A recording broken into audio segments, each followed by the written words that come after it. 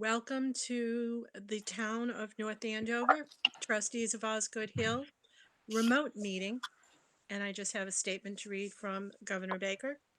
Pursuant to Governor Baker's March 12th, 2020, order suspending certain provisions of the Open Meeting Law, GL 30A 18, and the Governor's March 1st, 2020 order imposing strict limitation on the number of people that may gather in one place, this meeting of the Trustees of Osgood Hill will be conducted via remote participation to the greatest extent possible.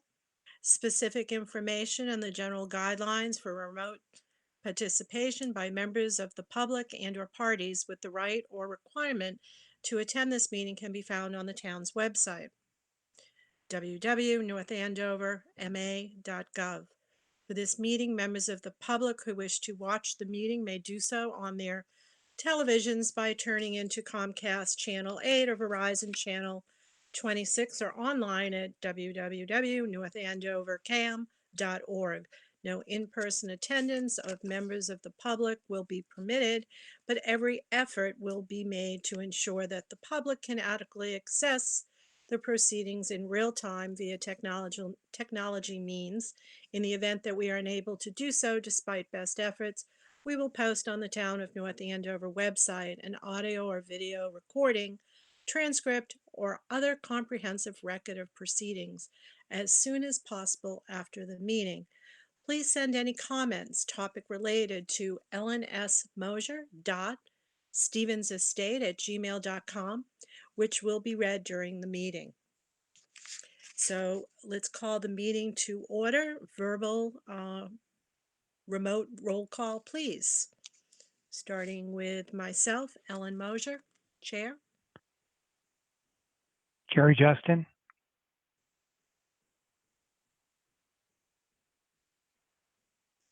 Dave, you're muted. Yep, Dave Brown.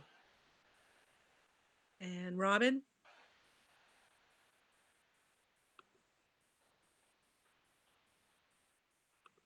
Yep. Robin? Robin. Screen went dark. Screen went dark. Robin was on the call. Robin.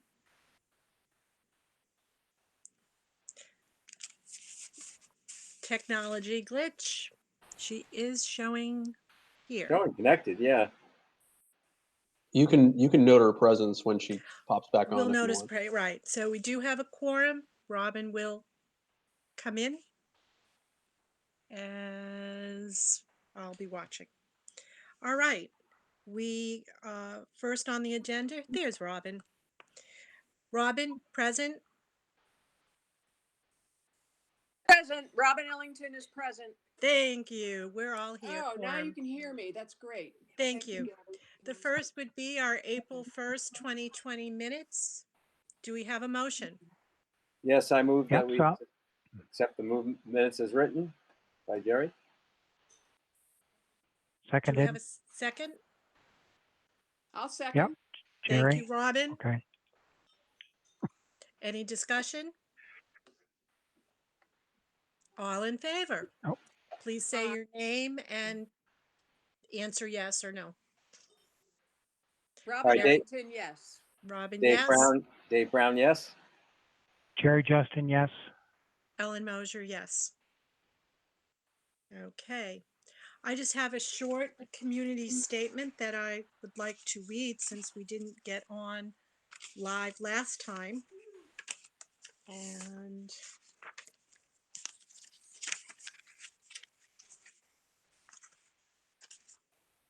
we are, hold on. I was so organized.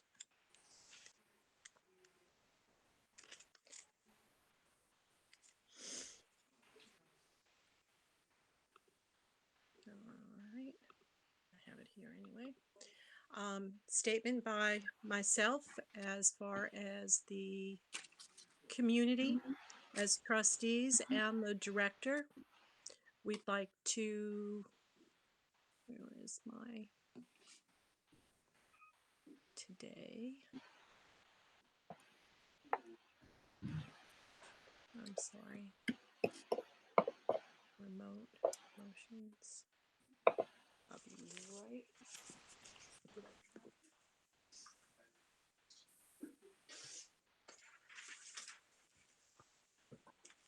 I apologize.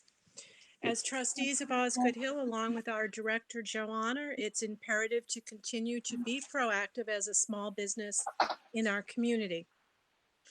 As all businesses on Main Street, USA, on Main Street, North Andover. We are part of this wonderful community and we are open virtually to help our clients navigate during this time of COVID-19. We will see through this together. We wish to thank our town manager, town and school employees, as well as our director, Joanna, for their important role in providing services as well as mails to our residents. Our thank yous to our frontline agencies, fire and safety, and our healthcare professionals for their endless dedication. As posted on our Stevens Estate at Osgood Hills Facebook page, our director created postcards of hope, quotes in many of the happiest moments at the Stevens Estate. A few notable quotes: "Where flowers bloom, so does hope," Lady Bird Johnson. "Alone we can do so little, together we can do so much," Helen Keller. There are many more, and please enjoy. As far as partnerships, due to COVID-19, a few of our partnerships, especially with Rick and Demi at the Youth Center, we're still continuing to be hopeful for the month of July, when some of their camp programs do start. Some of their training for staff members will be socially distant, and we'll be having those discussions over the next month. Any evening, any rain date activities will also be discussed for under the tent. We do have a working document of the trustees' observations, the response to town manager's response, and delivery of documents, reports, and inquiries 1 through 23. Jerry, you did a compiling of a working document. If you want to lead into that, be my guest, Yep. and you are not muted. Nope, I'm not muted. There you go. So let me see if I can share my screen.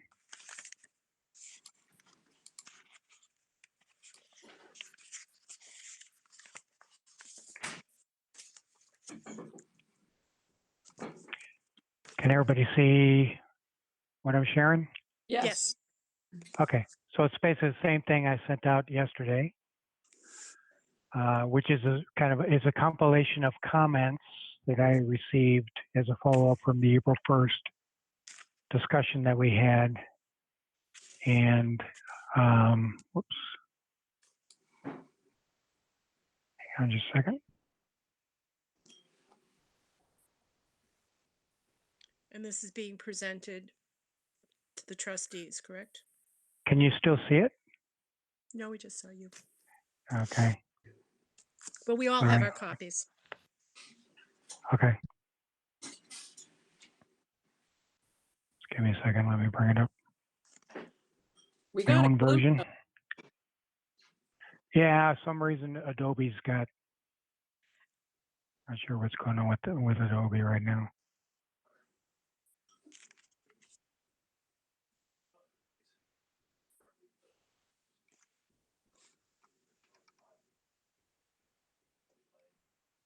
Okay, well, the first part was bear- the transfer to Just bear with capital. me. It's coming. Okay, It's coming.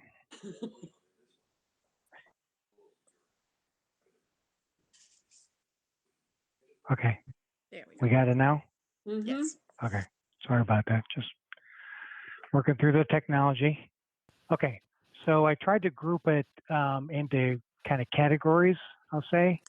And then I know Robin did a great job of, she had a couple of items, a couple of specific areas where she wrote up a summary, which I kind of added at the end. So the first item is really questions around transfer to capital. And again, this is a working document. It's just try to assimilate the information all in one place. So we had the presentation, and this comment was from me. So this was a presentation that the town manager gave on March 11th, 2020, that talked about the capital appropriations, what's been spent, what hasn't been spent, what's left over. And again, it stays in my understanding is it stays in the capital appropriations bucket within the Stevens estate, as a fund. So it doesn't show up in the retained earnings. It shows up as capital, but it's still Stevens estate funds, basically, that are appropriated for capital. So there's some unspent funds. They were identified about around 177,000. So my question was, given that there wasn't a fiscal year 21 capital appropriation, at least what I saw in the budget, my assumption is that the capital projects that Joanna has on the to-do list for fiscal 21 are coming out of the unspent funds from prior years. So the capital projects that I had based on the capital request that Joanna had made was first floor bathroom, 50K, repair the painting, 50K, and then lights for 38.6. And a question there, So Joanna, was that approved by the CPAC? Hold on, let me just jump in here. So basically, these are the funds for the projects that have already been approved. Yeah, so we actually held off spending anything on the first floor bathrooms, which was supposed to be starting in January of the upcoming fiscal year. The painting and the lights is at the historic light restoration. Item number 3 is the community preservation funds. But I did my own calculation. So in addition to those items, which so the painting and the lights will be spent. The first floor bathroom will not be, but we also have 12,000 in the roof project capital improvement plan, which is ongoing at the moment. We have 75,000, which is the second part of the boiler project. That is also being held in our transfer to capital, which is part of our expense budget for the boiler replacement. And then the bathrooms, which we're working on now, fits into the $43,000 in that, which are the bathrooms that we're working on the second floor. yeah, okay. So I think this feeds into the second point, and this came from Robin, was around the just understanding for the capital appropriations, what's been funded in the past, how much has been spent for future projects, and what money do we have in the account to capture all the things that Joanna just talked about, and try to line that up with with the capital budget. There isn't a piece of paper or something that we can reference that shows a nice summary of where we've been, where we are, and how we're moving forward. So that's the point, I think, of these two, transfer to capital items. Is that fair, Robin? I said this is fair. Can I just interrupt again? So those three items are upcoming in the next fiscal year. So they're part of the capital improvement plan, but they're at the moment they're future because we're still in FY20. Right. This is fiscal 21 that I'm talking about. So this would get added into Munis on 1st of July 2020 in the new fiscal year. At that point, we would be able to see these accounts also in Munis alongside the other existing capital accounts that we have that we can see in Munis. Yeah, that's fine. Yeah. And once a project is finished, from what I understand, there needs to be a sign off. So the money comes back to the enterprise?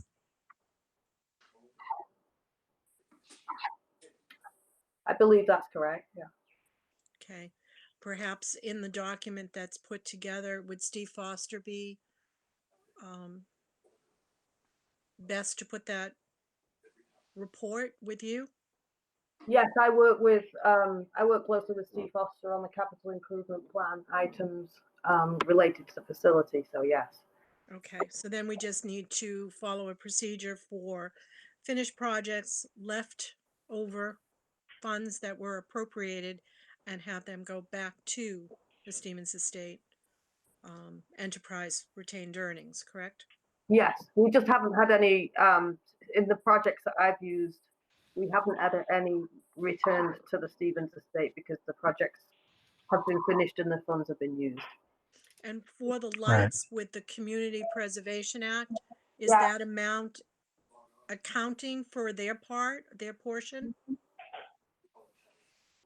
Accounting for, yeah, so that's actually the actual hardware restoration is what we requested through community preservation. There is an additional expense related to the electrician's services but we're going to try and run that through our operating expense budget. Just general updates, maintenance and repairs. Okay. Robin, Jerry, does that answer your observation? Well, again, I think partially, but it doesn't. Again, we don't have some kind of a summary or some kind of a paper report that trail. We shows. need a paper trail. Yeah, a paper trail So, that John, shows. yeah. Yeah. Sorry, Jerry, it's Dave. John, did you That's say okay. this is a line? These show up in the Munis reports? I thought I heard you say that. Yeah, so there are multiple pages if you run an expense report on all of the expenses, and there are several projects that have a page each. You may have seen them in the Munis expense report, but each of these items, each of the funds for each of the restoration projects are actually in Munis right now. They're tracked that way. So, okay. Yeah. So if we want to see them, we can look there. Yes, that's right. And until July 1st, the new ones won't be in there. But yes, the rest of them are in there. And what I'll do is I will print a copy of the report tomorrow when I go into the office.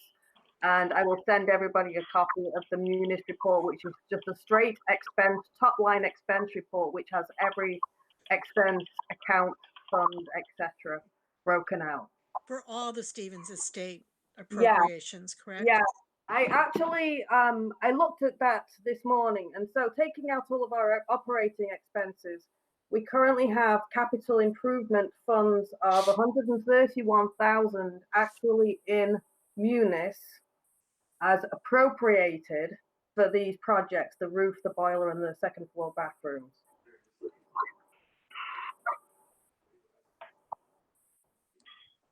Okay, so I would say once we have an opportunity to look at that summary report, we'll see if it fully answers this Yes, question or not. yes, yeah. Okay.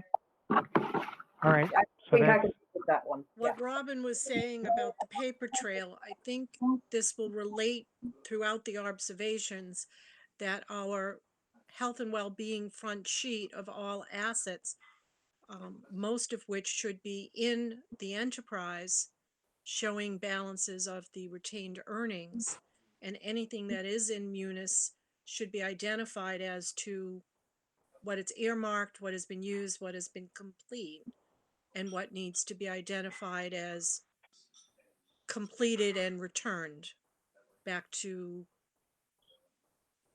or out of Munis. Is that Really, let me just sorry, Go ahead. let me interrupt Ellen. I see when I was looking this morning, there's only an old capital fund of $6,400 that I can see needs to be returned. I think that was from the roof or some work that was done prior to my arrival. okay? But that's pretty much all that needs to go back straight away. About 6K. Yeah. All right, we just have to figure out what the procedure is and sign off. Because yes, yeah, absolutely. Okay. Jerry? Okay, so that's the transfer to Capital One. This next one is around the TD bank accounts. This one came from Ellen. Around statements that were provided and some lack of clarity around this particular account number. Do you want me to continue? Yep. Well, the question and observation, when requested all bank account statements, was to find out what the balances were for the enterprise, retained earnings, and our health and well-being. In our observation going through and discovery through the statements, we had one bank account number, as well as I was observing that another account was a e-treasury debit. And with Googling, believe it or not, town of North Andover came up as the other account number where some of these transfers actually were directed.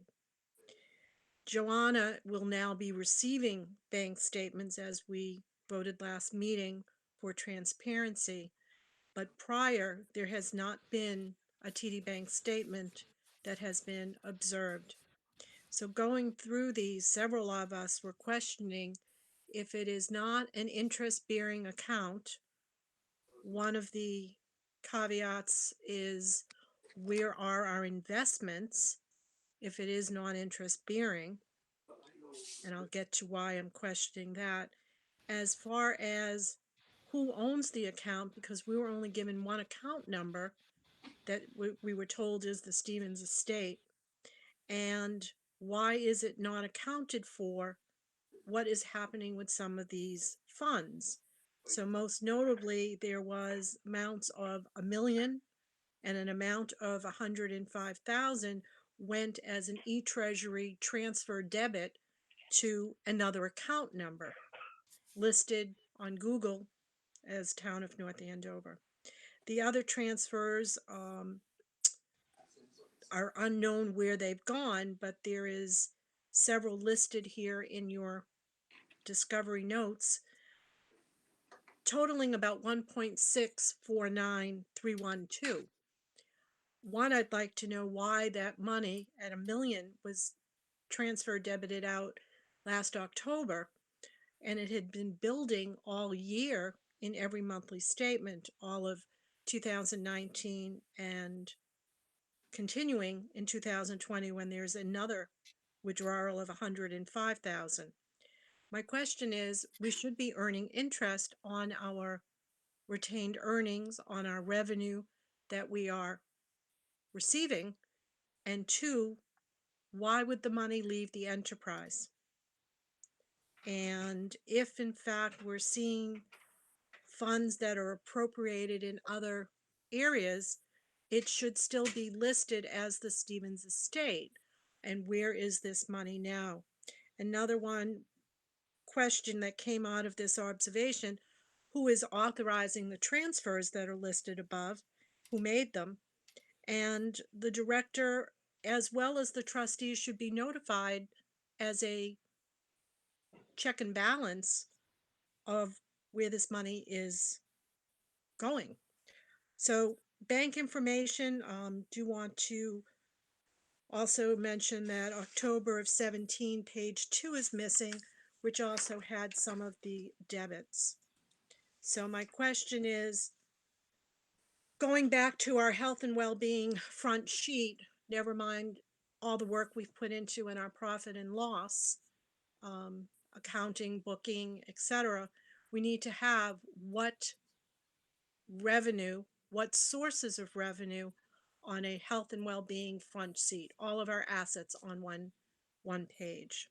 So this could be part of our discovery, I don't know, but the retained earnings and free cash amounts is another observation, that the Mass DOR certified free cash, also known as our fund balance, does not agree with the fund balance as reported by the town. Because in some of the documents that were delivered by our town manager, there were from Mass DOR what certified cash happened every July. So that does not match up to what the statements did have at any of those years. So we need to figure out where this error in retained earnings in the table that was presented on March 11th. And I believe the certified free cash needs to match up to our current bank statements. So it's a three-part question. We need to know what other accounts there are, what investments, what investment interest, and now that we are able to see the actual statements, there needs to be another account somewhere.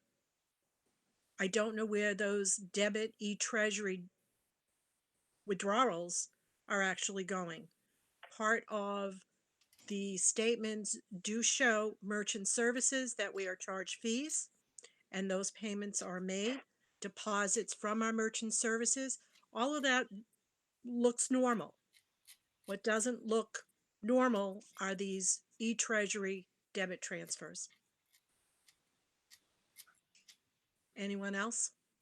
Okay. Any other questions or comments related to these items? Would anyone else like to? I have nothing to add. I think that was very coherent and complete. Well, $1 million is $1 million. Yeah. Yeah. Okay. So the next those are one of one the is, questions. Well, so I have a Yep. question about that. So, how is this? How do we make this actionable? In other words, do we need to? Um, do we need to? I don't know. Have a meeting with the town manager? Do we need to write her a Well, letter? we voted last meeting, board, that we voted that we were sending our observations, questions back to the town manager as Okay. our response. But because of all of this remote, we can't really talk about this unless we are having a meeting. Right. So at the end of today, we're going to craft some sort Well, of statement or. It's basically crafted unless there's any changes or anything else you Okay. see. And Okay. then we will forward it to the town manager, who then will, I'm sure, meet with accounting and the treasurer, Okay. All right. Thank yeah, you. I think so this is Jerry. So there's questions or observations here that directly relate to the documents that we got from the town. And then we'll see as we go along, there's other comments that don't necessarily directly relate to the discovery documents, but it's something that, we're interested in.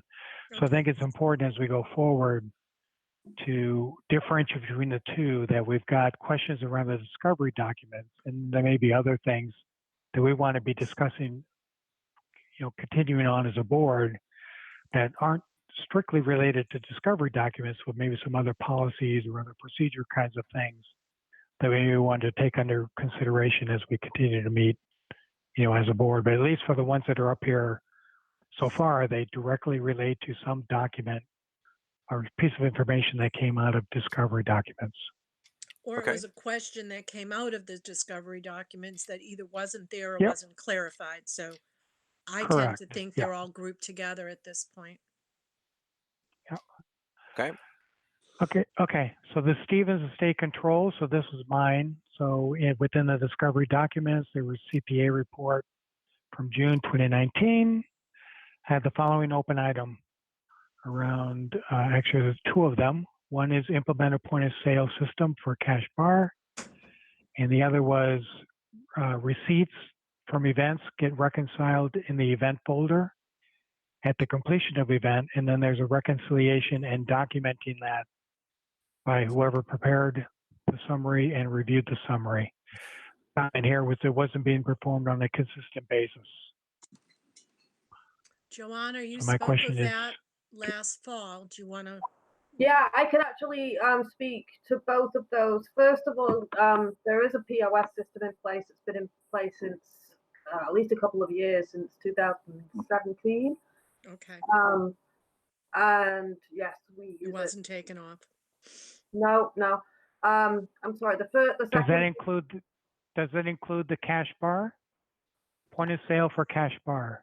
Yes, that's right. So whether it's a hosted bar or a cash bar, everything gets run through the system. Okay. What was the second one? I'm sorry. Receipt activity reconciled with the event folder.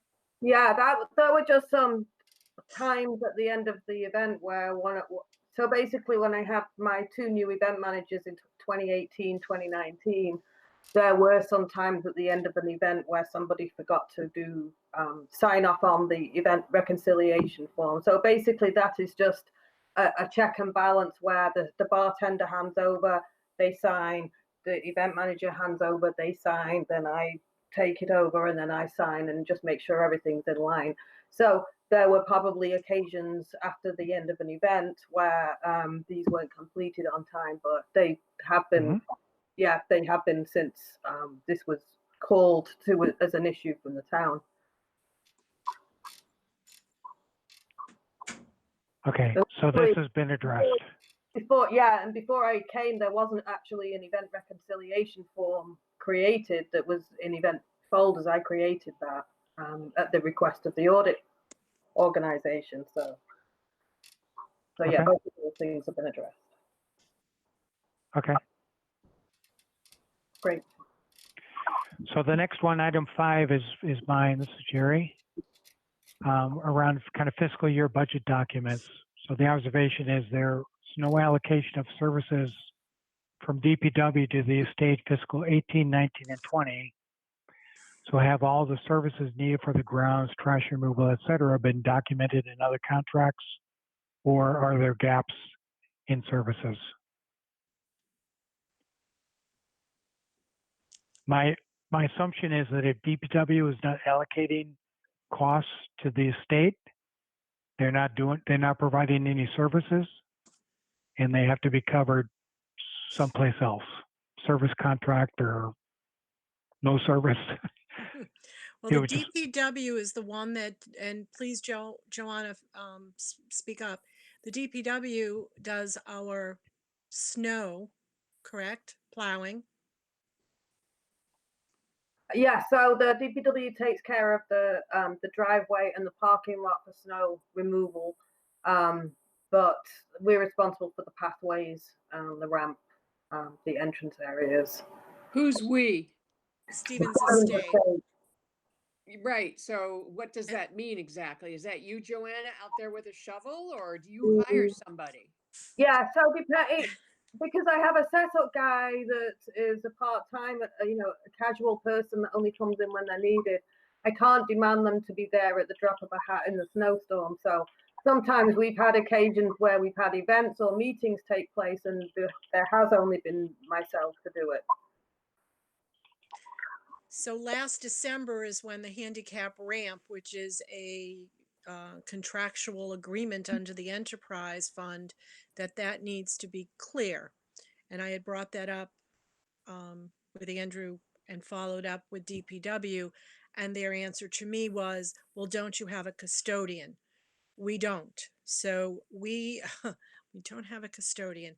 So I followed up, and Joanna followed up, and they said you could use Compass Cleaners and they would have an a la carte service. So there's no agreement. It's based upon a phone call, and hopefully within an hour to 2 hours, someone would be there to shovel the path leading up to the estate, as well as the handicap ramp.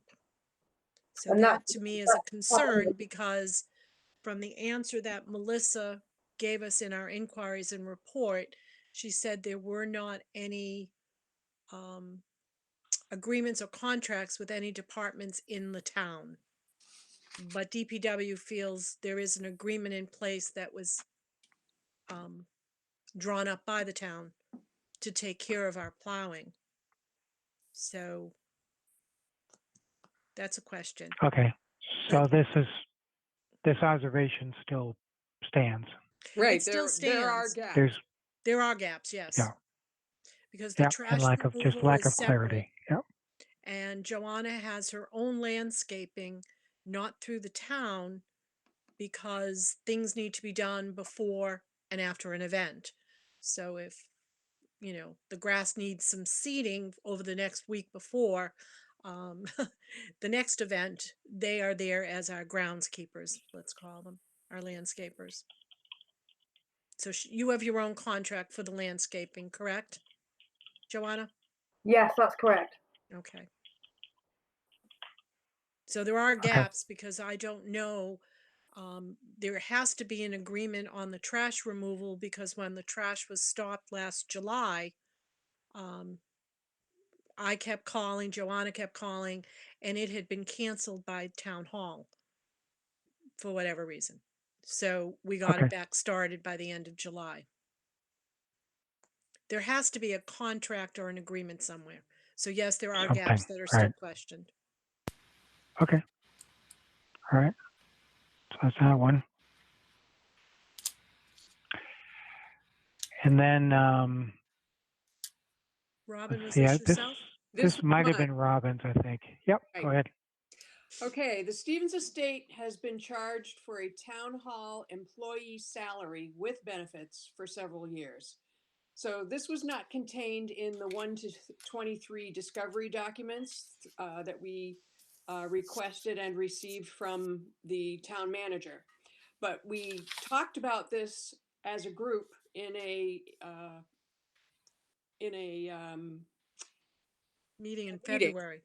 It was a February meeting. And so we delved more deeply into the financials and enterprise accounting laws. So in the Stevens Estate budget, Town Hall inserted hours and money, including benefits for accounting personnel. This was because we no longer had an accounting person reporting to Joanna. Then, without agreement by or authority of the Stevens Estate director to manage the Stevens Estate payroll dollars, that money has been and can be moved elsewhere to town budgets. So this action raises the question of proper enterprise accounting rules. Those rules state that town services have to be accounted for in the general fund / indirect costs line item per the Massachusetts Department of Revenue, and direct payment to any department is prohibited from those funds. So this is a possible violation of enterprise accounting. And I have the quote here directly from the Mass General Laws. Any service provided by other departments and indirect expenses should be reimbursed to the general fund through interfund transfers from the enterprise fund. The general fund indirect costs are to be agreed to by the town, the director, and the trustees, but this didn't happen. So there were no checks and balances. There was no information flowing freely between town hall and the Stevens Estate. So this was happening without acknowledgement by either side. It was never part of a discussion. So going forward, we'd like to see that discussion to take place. That's the basis of this whole section, this whole comment section. Are there any questions? So just a question. So we're funding the accounting services that are provided by the town. Those are indirect costs, right? That are coming out of Stevens Estate back to the general fund. Is that your understanding as well, Robin? Well, with your help, Joanna, those costs were being assigned to the Stevens Estate on what line item? So they weren't, it was separate from the general fund allocation that went to the town for the indirect expenses. Right, so it was separate, but it requires town services to be accounted for in the general fund, and they're not. Right. Yeah. Right. So that's an issue.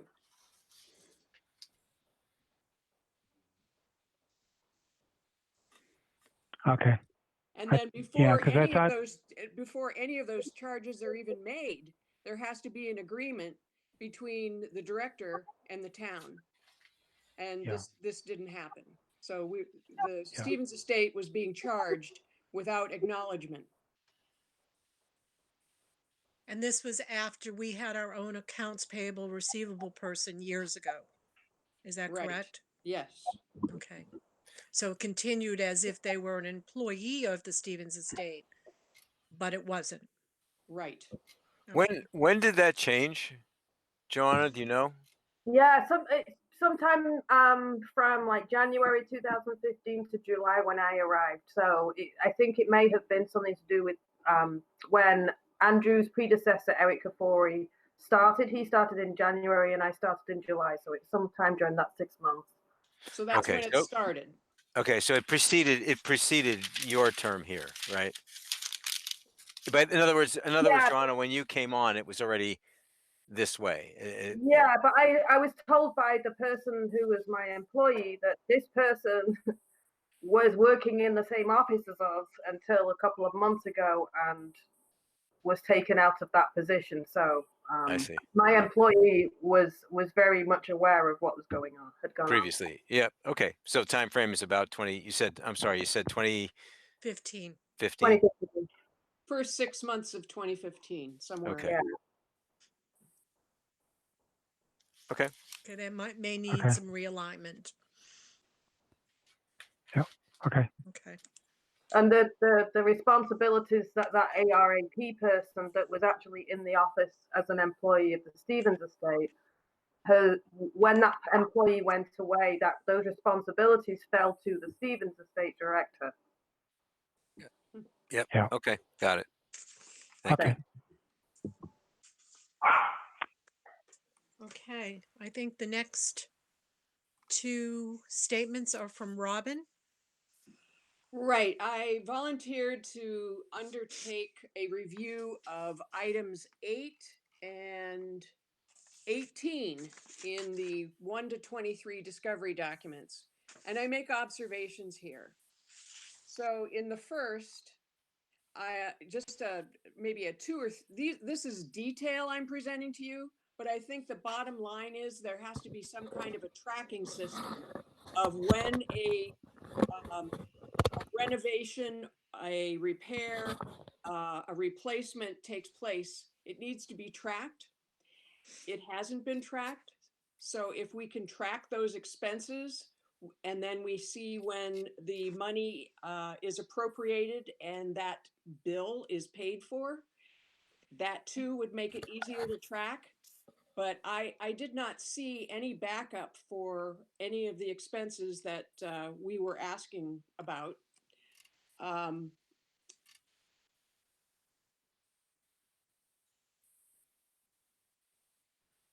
Are you item referring to 8. item 18 So or are item you 8? referring to the I next one? was, I'm sorry. Okay, I no, that's misread fine. that. So I that's got it. item 18. Okay. Yeah, keep going. I got it here. So Steve Foster was responded to every point that was requested, and we did not receive detail. That's the basis of this, and it would be more helpful if we could begin to track the expenses by creating a spreadsheet. So we also need a copy of the Compass cleaning contract to understand what services are provided to the Stevens estate. Does any other department pay time and a half for those services like we do? When is the contract negotiated? And is Joanna included, or can she be included in that discussion? I think that would be necessary. So the document I suggest is a planning tool for future requirements. It also tracks the money that is outgoing. It's a check and balance for the money that's outgoing and the money that's appropriated. We have no paper trail for any of that right now.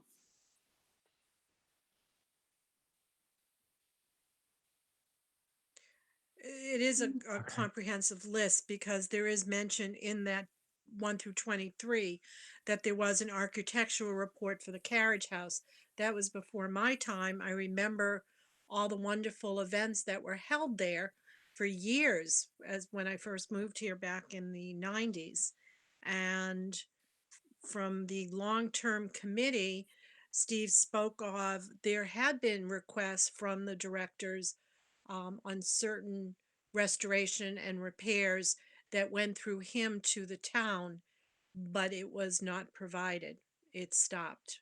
It was put, you know, for a later date, that we don't have that detail. So there has been requests of different things that could be have done with the carriage house as well as the gatehouse. Joanna? I'm just sorry, I was just trying not to interrupt you then, Ellen. Nope.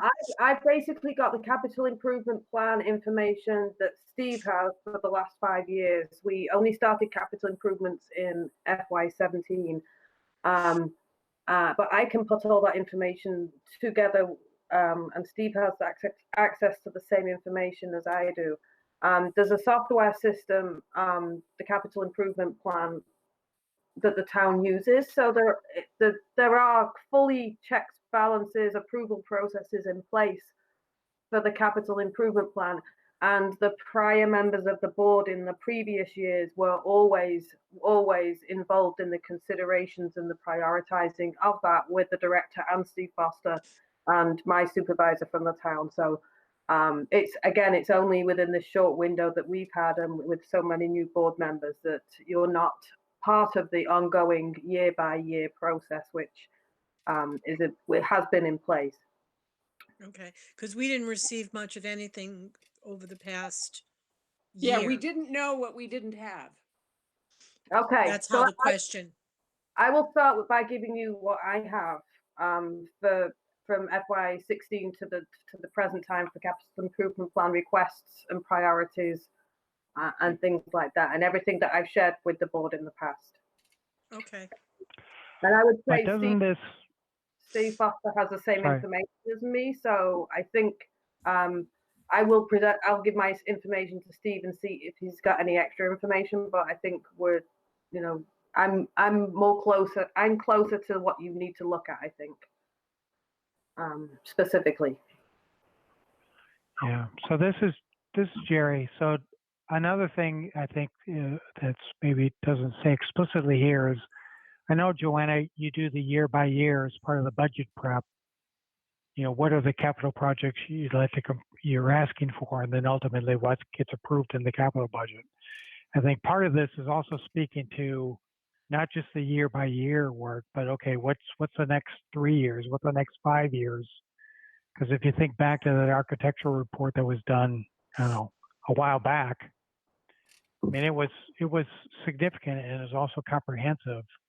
That hasn't really been built into some long range capital Planning. plan for the estate, which includes all the buildings, not just the estate building itself. So I know that the board has in several years requested consulting services for the entire property and the gatehouse and the carriage house, etc. And I think it would be appropriate to to look at what you've got and maybe, I don't know. I'll see what I can find in terms of the carriage house design information, and I'll also ask Steve Foster for that too. Robin, did you speak to Steve Foster specifically about any design plans or consultant studies that have been undertaken? No, I haven't proceeded any further than reviewing the document. Yeah. Okay. So maybe I can speak to Steve and see if he has any other background consulting recommendations and things like that we can. Okay, and let me know if I can help in that area too. Okay, will do. okay. So that's Robin, item number 18. Then going Go back back to up to number 8. 8. Okay. This is it's been so long since I prepared this. What was the date on this? April 14th. So I'm a little foggy on this one. This has to do with agreements, contract, leases of the property. And Right. what I found attached in the documents was for the cell tower. Correct. So I just summarize here what I found in that cell tower agreement. And what we discovered that we do not have is a copy of the 1994 lease and the payments of the payments that were made by SBA. So we don't know what amounts were provided to the town of North Andover. There's also been some discussion on how those cell tower revenues have been used. And there was I think it was a discussion I might have had with you, Ellen, where there was Yes, a it's former not the selectman. right. It's not the 1994 lease. It started about 2003, 2004. Okay, I was able to get a copy of um, the from the oh my goodness, from the land, blah, blah, blah, I can't think of the name of it.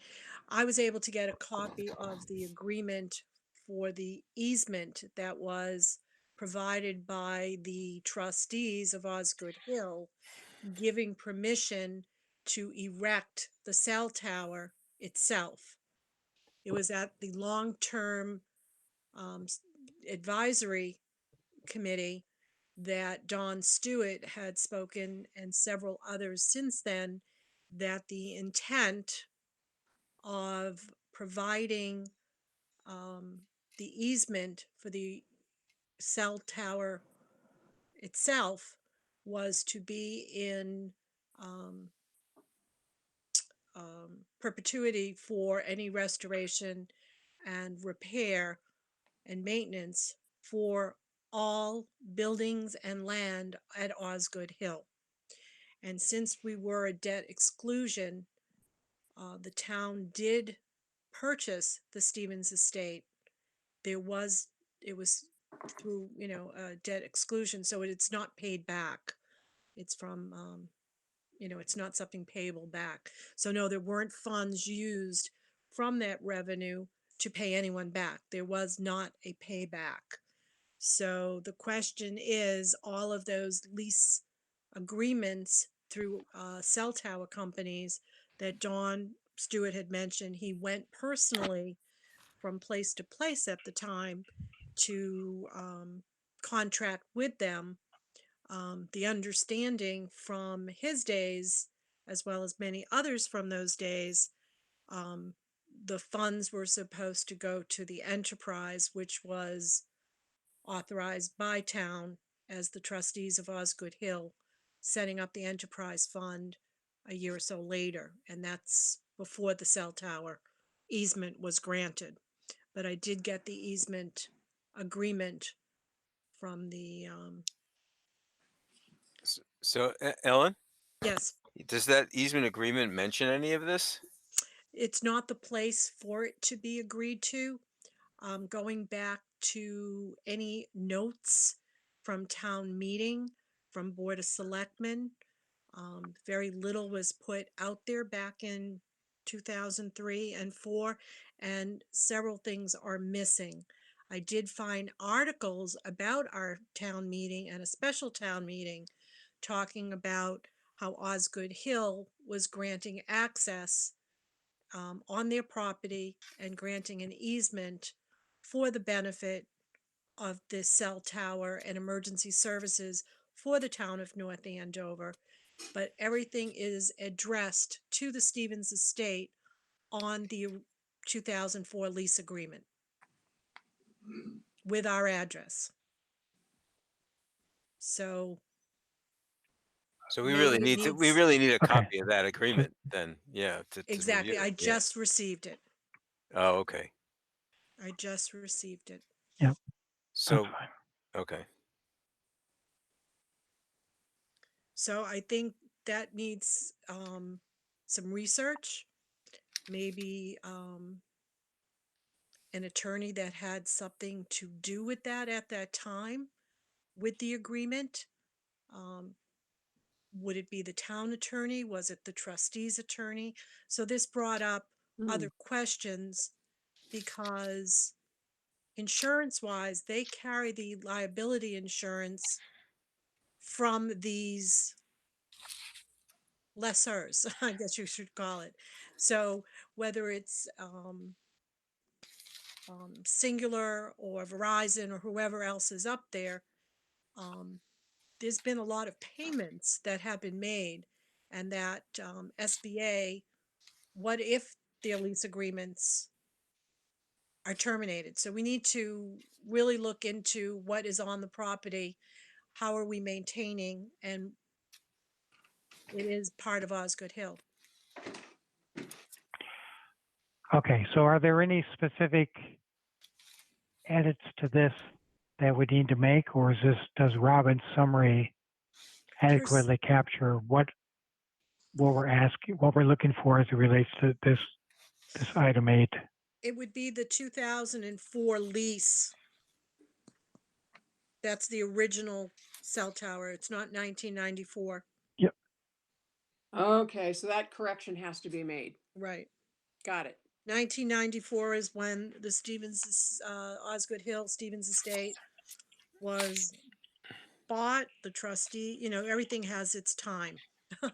But this didn't go in. It's been, the lease agreement that we received was 2014, but that was the renewal by Andrew Mailer. So the original lease I do not have. All I have is the easement.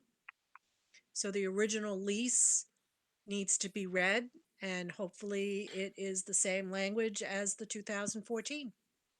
So And- I will amend this report, Jerry, and get it back to Yep. you. Okay, can I Okay. suggest something too, Robin? It's Yes. Dave. So the way the second bullet down that begins with the words payments from 2014 to 2020 total 301,526, that bullet point, Yes. it's a little bit confusing. I know what you're trying to say, but I think what you mean to say there when you say question, you say, are cell tower lease payments a form of repayment to the town? I think what you mean to say is, were they intended to be a form of repayment?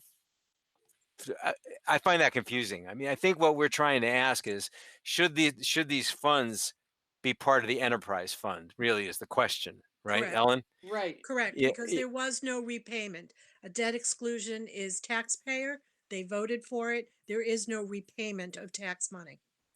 right. So I think I think it's confusing to put that in there. Or at least I found it confusing. But I think Thank you. the second question is the meat of the matter, right? What was the original intention of the annual town meeting vote for the cell tower to be? And what was the original intention of the annual town meeting vote for the cell tower to be on the Stevens Estate property?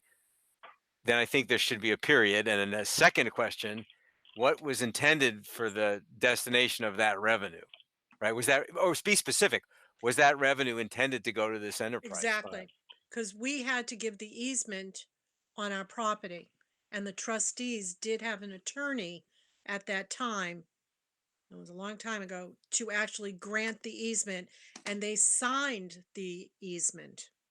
That's why the easement that I just obtained from the whatever the assessor's office, that actually has our name, the Stevens Estate at Osgood Hill, with our address.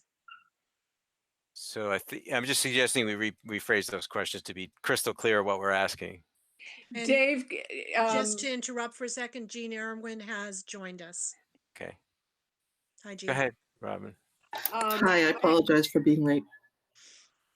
I wonder if I could talk to you offline to help me make those corrections to this report. Okay, sure. And there's one other thing everybody should. I was just while we were discussing this, was rereading Melissa's cover letter to us. that came with all the documents that I scanned, right? Yes. And there's an interesting sentence in there that I think we should think about. Not quite sure how to put it, but if you were to look at that, it says she's basically, her point of view is that those lease revenues should go back to the general fund, because they're she makes an argument about that, right? That essentially saying, hey, the purchase was funded by the general fund, so any lease revenues should therefore go back to it. But in there, there's this. She quotes the DOR response, and if you look back at that letter, she's saying that let me find exact the point that I want to bring up. Sorry, 1 second. It should be noted that the city or town department operating the enterprise can only lease or rent property under its control if it's specifically authorized by statute, or in the absence of statute, with legislative body approval. So that's an important point for us to think about. And then it says, with regard to the disposition of the funds, it would depend on the acquisition of the property, right? And then it says, here's the key one: if the property was acquired with enterprise fund revenue or is currently maintained, Yes. that's right. I mean, if we as an enterprise fund are currently maintaining it, and I feel like we are, We are. that would be Yeah. a reason. That would be a reason for the revenues to be credited to the enterprise fund. So Plus, it's a very we are legislatively approved as the Stevens Estate at Osgood Hill enterprise. So I think we need to study that. It's item number 8 in her cover Yep. letter. I think we need to take a good look at that and make that question crystal clear as well. Okay. Okay.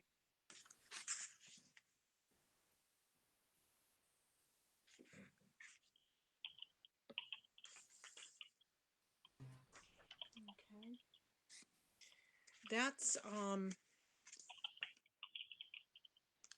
aside from Robin's 2 items that she did her memos on, 1 through 23 isn't going away. So we will still have items that we will bring up as observations going forward. There was a lot of paperwork and takes a lot of coordinating as to realizing what research was handed to us, documentation, and then 1 through 23 was put together because we had so many questions. We weren't sure what was going to be released, which brought up other questions. So, Jerry? Yeah. So this is Jerry. So let's talk about next steps. So I know within the, back on the audit, I know those have been resolved, so I could take those out. We've got some edits that Robin's going to do with Dave's help related to this item 8. Yes. Other than that, I think this document is complete, at least for questions that we have now. Correct. But again, Joanna may be able to answer some of them or whatever, and that's fine. But I'm a little concerned that this doesn't necessarily represent all the questions that we're going to have on items 1 through 23. Ellen, you just said that, okay, well, we may have additional questions down the road. We can Is our title plan this then? partial. Jerry, Jerry, it's Jean. Can I interrupt? Yeah, sure.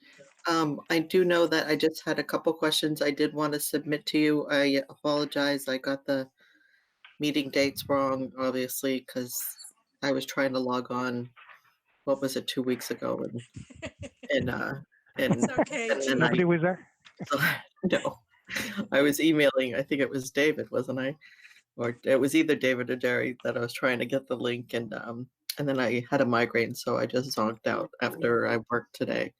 So I actually just woke up and apologized. But I do have a couple questions that I'd like to submit on the before they do the final draft. Okay. And that's why I was saying, especially Jean, this could be our partial response.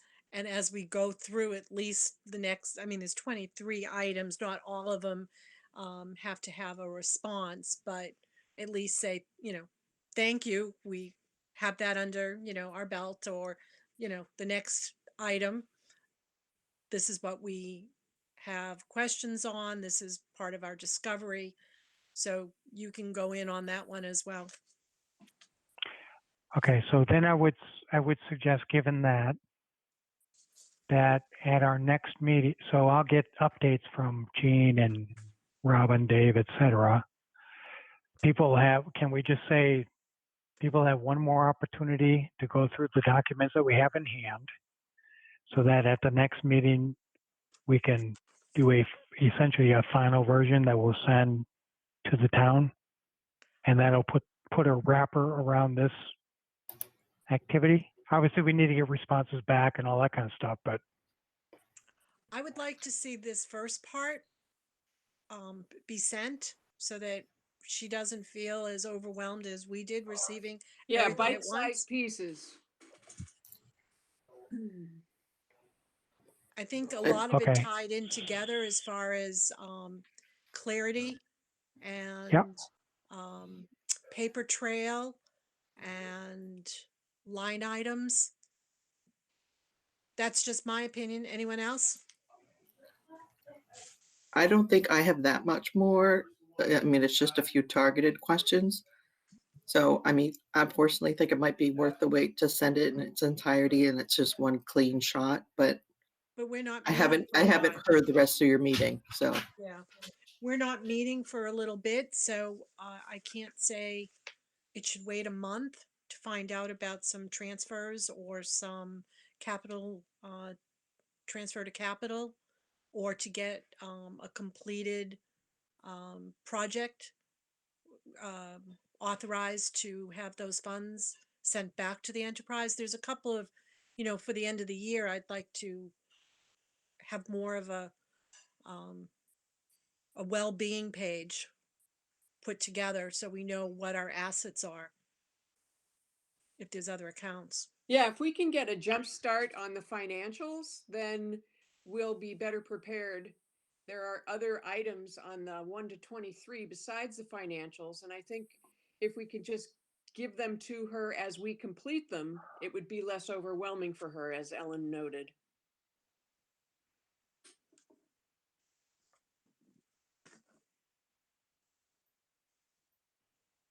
So can we write, Okay. as we voted last time, can we just do this partial, please? Do we need to make a motion? Just a quick question before that. So, Jean, are the things that you wanted to add to this, are they financially related? yes. They are. Mhm. Have you Just some typed them up? observations that I had that I just wanted to clarify. Are they typed up, Jean? My spreadsheet is typed up. My notes are, my questions that I have are handwritten on my spreadsheet.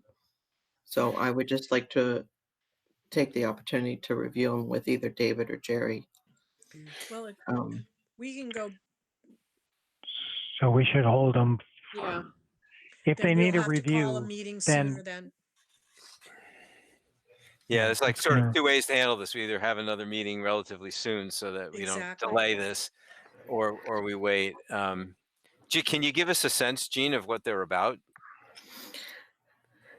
basically, it was just looking at the bank statements over the years, starting back in 2015 to current, and looking at the withdrawals and the amount of the withdrawals. And I wanted to tie those withdrawals into, or did you already have it into there? Those withdrawals Yep. to the general ledger and to capital projects that were done. So we kind of asked the Yeah, I'm not. questions a little bit more generally. I mean, maybe read Jerry's paragraph there. Okay. Just take a second and look at that because it gets to the meat of that issue, which is we're wondering where some of this money has gone, right? Right. And two of them looked like checks that were to from checks, and I would like to know, do you have that in There's there? no checks on that account. They were So it is a debit. checking account, but it did, There's no checks on the account. okay. But you know how you can write, even though you can write it until you can pay bills from your account It's not online? paid, yeah, it's not paid from this account. This was a merchant services and deposit account only, Deposit only? Okay, got you. and debit for merchant fees, but those were coming in on merchant deposits for liquor, etc., or Yeah. payment of the rental. So We why, did I'm not wondering have $1 why million this, worth of renovations, that's for sure, well, that might have been a cumulative thing over a certain amount of time too. in a non-interest bearing account. So those were the questions before you got on. We would like more of an explanation and what other account numbers, and to formally start a front page of our health and well-being, a financial picture of all of the Stevens estate. Okay, so if we can also tie those into maybe the town does have record of, okay, this improvement was done. We had to do major tree work and that was X amount this year. And that was, then there was, plumbing work or there was sewage work or whatever. And, they can tie a lump sum amount into Well, 1 year that Joanna, was well, done. when you weren't on, Joanna explained that the capital improvements only started in 17. And the amounts are already appropriated to the transfer to capital in Munis. Joanna? So Yeah, that's so, what we, yeah, so the capital accounts that are set up for capital expenditures on projects are actually encumbered and set up so that they're appropriated in Munis a full year before, when the budget season is put in before July the 1st when it starts. So I don't see any of these relating to any specific projects, because all the projects are planned out 1, 2, 3 years in advance. But actually it ties into what I said I would do anyway, is basically provide an accounting of all of the projects, all of the funds allocated to the capital improvement projects over the last 4 years, 5 years. And that then you will be able to see for yourselves what if there's any connection. Yeah. Okay. That's the basis of all the questions that I just Yeah. want to be able to tie the major withdrawals to the GL and then to income coming into the free cash or into the GL somewhere, Yeah. and then also to improvements. Yeah, I only actually have kind of the Stevens estate level and below, so I don't know where funds go or where they come in, but that's again, that's why you're all in this virtual room too. Well, so Gene, could we maybe in real time right now kind of capture the meat of your question right here and add it to this so we can, you know what I mean? Not ignore you, but not delay. Let me see what you have here. Could you scroll down a little bit on your screen share? Yep. Oh, not that far. I haven't looked at it, admittedly, because I got the dates wrong again. So I just want to say, is there anywhere in there that says it's tied, you can see those transfers tied to the GL, whether it's in their free cash, it was just whether about the it's, TD Bank account statements. yeah, Right. because there should be a transfer for Yeah, that that's all exact this amount into their general ledger. So can we But add that's that the question? problem. Is it a Stevens account, a Stevens estate? It If it shouldn't be doesn't going into necessarily need to Munis. It be a should be Stevens staying in the estate, enterprise. it does. I mean, I don't think it necessarily has to be a Stevens estate account if they're paying for overall improvements. I There don't know. wasn't anything done. Yeah. Can I make a suggestion? So Gene, I think we could capture your question and add it to these questions. Just add it right here.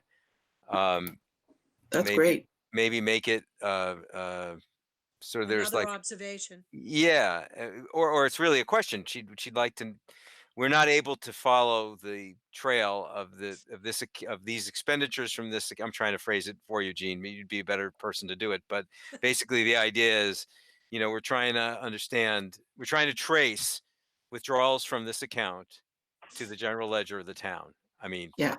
that's Yeah. basically it. Yes. So I And the think question, And then, and the and question still furthermore, tie remains, those, right? If it furthermore, isn't tie those incurred- those transfers Right. into improvements done for the estate But or we didn't have those expenses kind of funds. incurred. Yeah, So all hold on, Ellen. all Okay. the Let- funds let- that go just- into capital improvements are applied on July the 1st, as they are with every town account, and we can only spend the funds that are in that account, in the Stevens Estate account.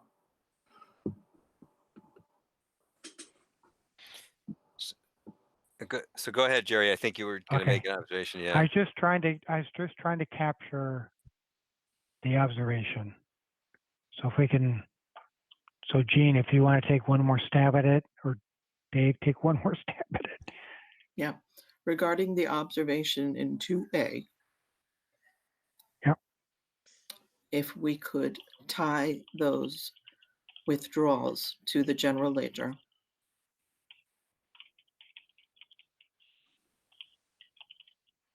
If we could see the withdrawals to the general ledger, yeah. And then what those withdrawals were pointed towards, whether capital improvements, expenses for the Stevens Estate, expenses that were incurred.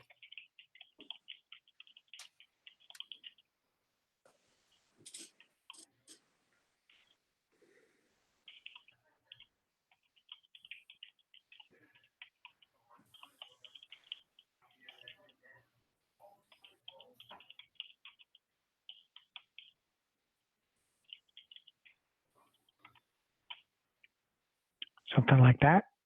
Yep. Yep. Thank you. Thank you.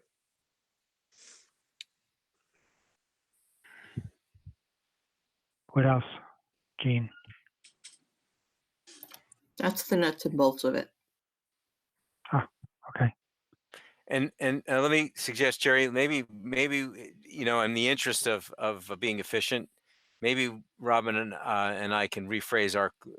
In other words, rather than having me and Robin have to work offline, get another version. Why don't we just try to do it right now, and that way we can wrap this up, vote on it, and be done. And that way you'll have the rest of the week off. Yeah, I guess. Whatever day it is. Whatever day it is. Okay. So I just want All to. right. So we're in here. Yep. Yeah. So I think what we're really trying to ask here is where it says question, right? I would suggest we delete the first sentence because we all pretty much know that. Well, I don't really even understand what that's asking, to be honest. I think what's important is the second question: what was the original intention of the town meeting vote for the cell tower to be on the Stevens Estate property, and the disposition of the revenue it generates? Ah, That's a good phrase. Yes.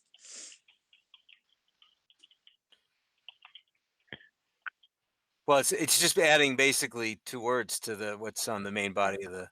yeah, you could just type it right into. Type the it right main in, Jerry. You know what I The mean? disposition of. Bear with me. Okay. He's a good, I'm just dutiful. catching up. No, that's okay. There's It's a like dutiful. multiple people talking. So. Okay, I'm going to take this one out. Okay, so you're back up here. Yep. Add 2 words. Where? Disposition of the. So where it between the begins, words Stevens the. Estate property Yep. and the disposition of. Right there. Yep.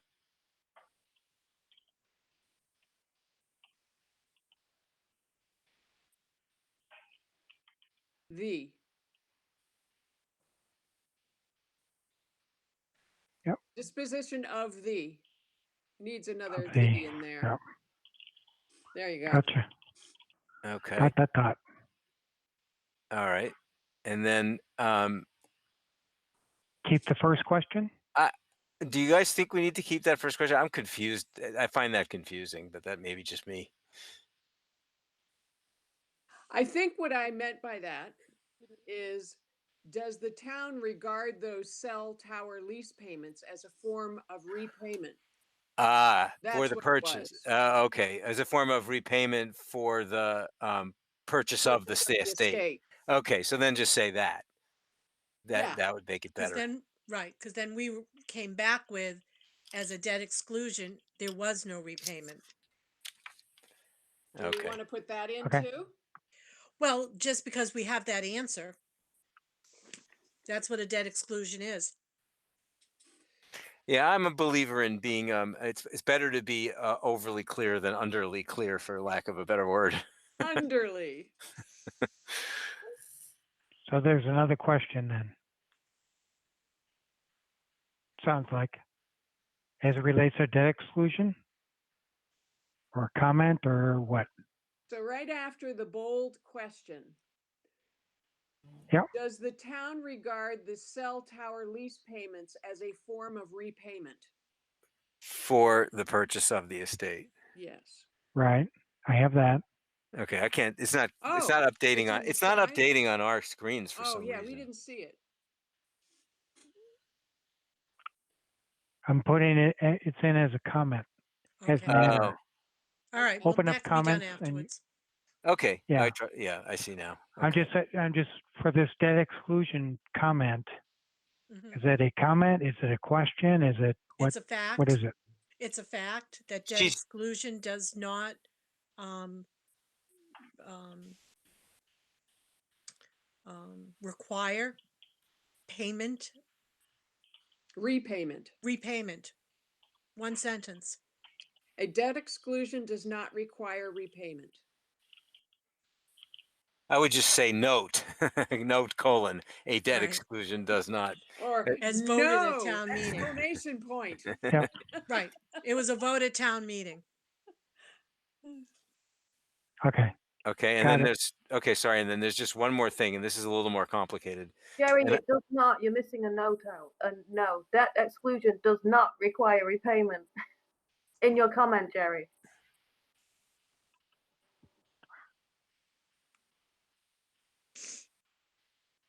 Does not require, yes.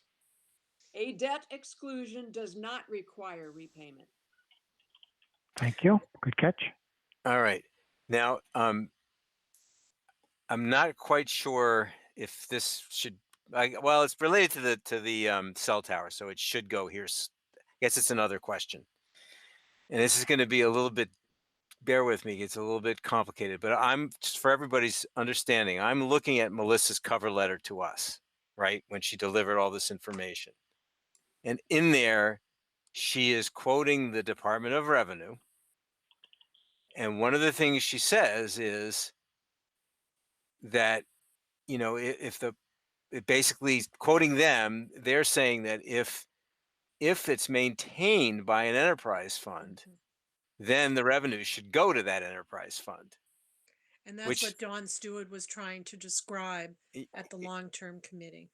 so in her cover to us, one of the phrases in there implies that the enterprise fund should get the lease revenue, even though she's arguing the opposite.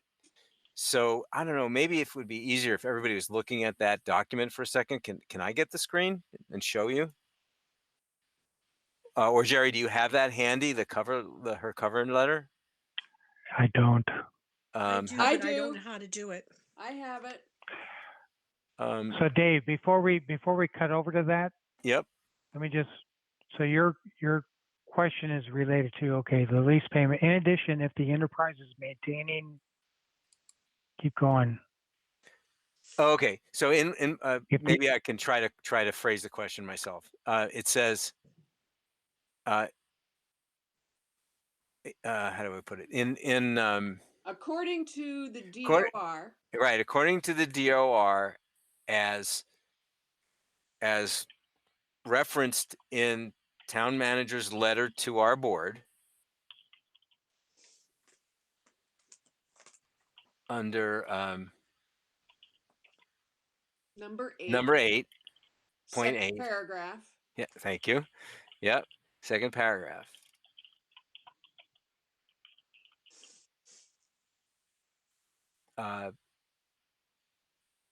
It states that if yeah, start with here. Start if the property was acquired with, well, I mean, I guess you have to have the whole thing. Was acquired with enterprise fund revenue, comma,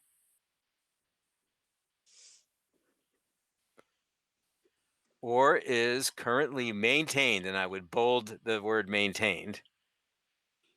Okay, I'm still at acquired with enterprise funds, comma, Enterprise fund revenue. Revenue, comma, fund revenue, comma, or is currently maintained, and boldface that maintained, and underline it, and next, no, that's just my bold is probably good enough. Tell me when you're ready.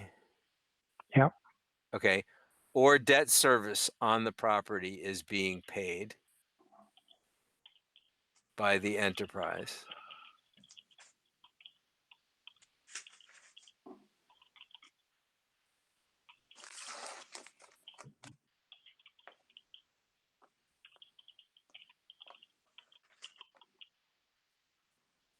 Comma. Yep. Then lease revenues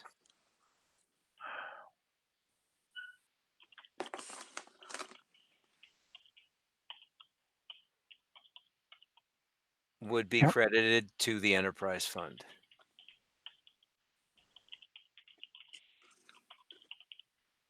So, right, enterprise fund. So the reason, I don't know if you can bold that word maintained or underline it I or can't something. do it in it. I in a can't do it comment. in the comment, but Okay, but that's a really key point, because if we're responsible for the maintenance, that says we should be getting the lease revenues, at least the way I read it. Yep. Can I ask what kind of maintenance is done on the cell tower? I mean, is there maintenance done by the town on the cell tower?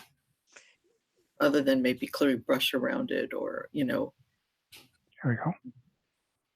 Well, so now that's an interesting question, because this is talking about the property. I assumed it was talking about the entire property, not just the piece of the property because that the cell tower is on. I would think whatever company that is leasing the cell tower is keeping up the maintenance of the cell tower itself.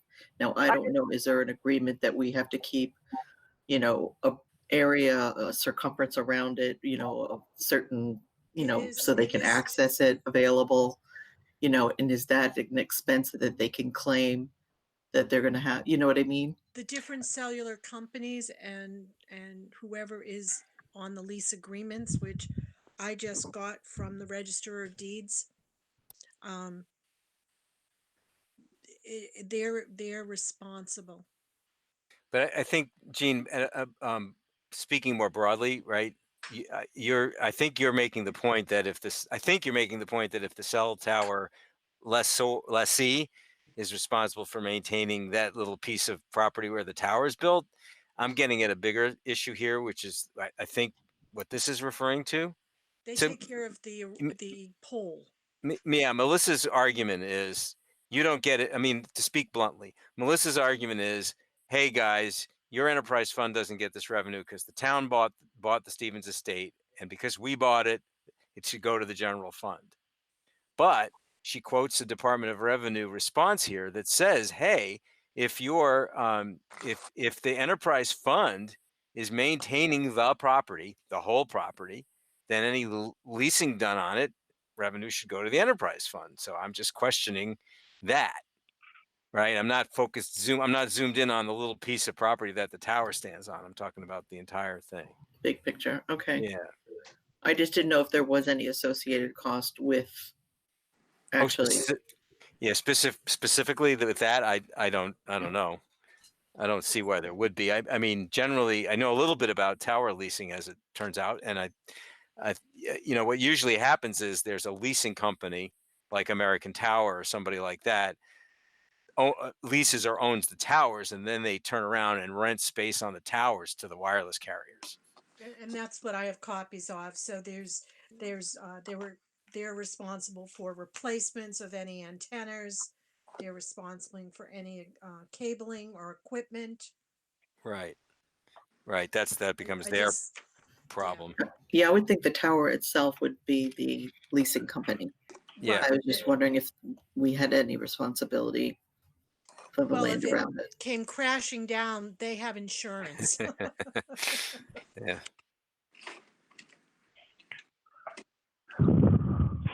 So yeah. Now that, but Okay. anyway, Jerry, by capturing that, you've got everything now. You're good. See, Robin, we got it done. Well done. Thank you, David. Okay. And it is the Register of Deeds that is who I couldn't think of the name. Okay. All right, good. So now do we need to have an official motion to move this forward to be sent? I think we Yes, do. as a partial response to her documentation received. So I move that we forward this this set of questions and observations to the town manager as written and captured in this meeting. Do I hear a second? Robin Ellington, I second it. And Any Dave further Brown made the discussion? motion. Yep. Any further discussion? If I hear none, let's take a vote, please. Say your name and David Brown in favor. Robin Ellington in favor. Jean Irwin in favor. Jerry Justin in favor. Ellen Mosier in favor. Thank you for all that work. Now, profit and loss is our profit and loss subcommittee. If you want to just review the documents of the COVID-19 Stevens Estate update with Joanna, she did it today and passed it to all of us over the last day. You want to just describe among the three of you, please? Sure. Yeah, would you like to take the lead? Do you want me to open up on the screen? Yes, please. I will take the screen.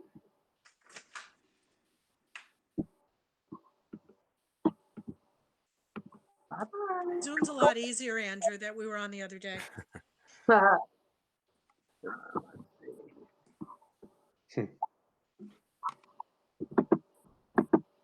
I'm trying to find out the full screen one. Down at the bottom, when you cursor. Yikes. Okay.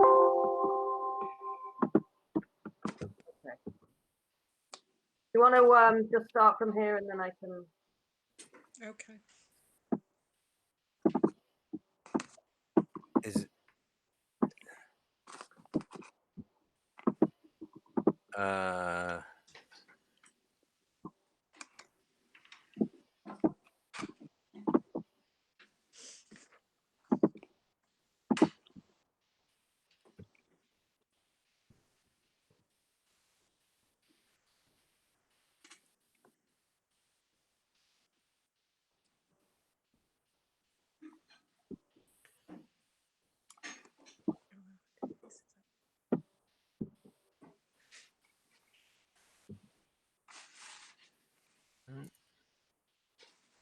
Wow. Well, since we're live, why don't we start reading? do you well, so Joanna, are you still trying to present it? Yeah, here you go. Can you see it? Does everybody see the P&L? Yeah, I don't see it. Oh, okay. Hang on. Do you want me to try to put it up? Yeah. I got it now. Hold on. You got There it? it comes. Here it There comes. There you go. goes. Yay. All right. Thank you. Yeah.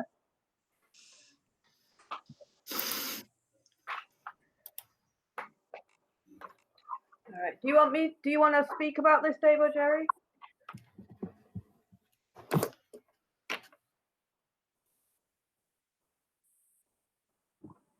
Go ahead. Oh, sorry. Am I muted? Can you hear me? Yes, we can hear you. Yeah, I can hear you.